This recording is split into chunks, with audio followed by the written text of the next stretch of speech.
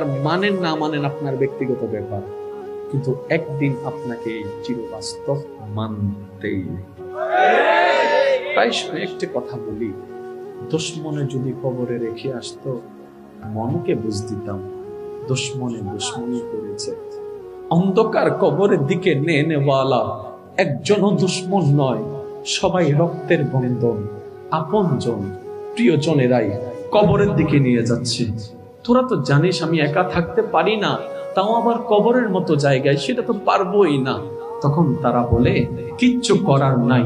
বাস্তবতা যখন সামনে আসে আবেগ তখন নিস্তেজ হয়ে যায়, মায়া ভালোবাসা তখন শেষ হয়ে যায়। বাস্তবতাকে মানতেই হবে, মানতেই হবে, মানতেই হবে।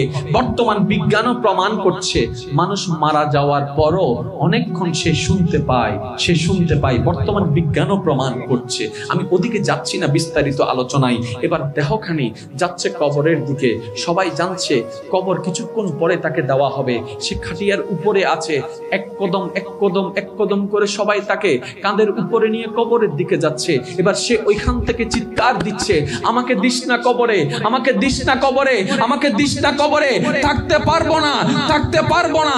হাই আফসোস, তার আওয়াজটুকু সবাই শুনে, দুনিয়ার মানুষ শুনতে পায় না, শুনতে পেলেও কেউ রাখতো না। করুণা তার বাস্তব প্রমাণ এসেছে আমাদের সামনে, শুনতে পেলেও কেউ রাখতো না। এবার আপনার দেহটা কবরের মধ্যে শোয়াই দেওয়া হলো, একটু পরে বাঁশের চাটি দেওয়া হলো, অন্ধকার কবর একটু একটু অন্ধকার হতে থাকলো, আলো সব নির্বিশেষে হয়ে যেতে লাগলো।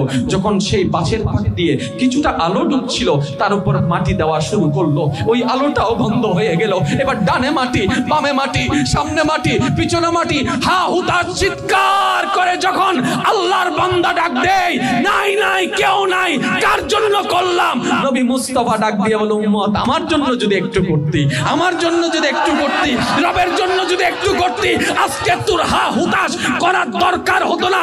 রবের রহমত তোকে আগলাই ধরে রাখতো, সমস্ত ভয় নির্ভয় হয়ে যেত।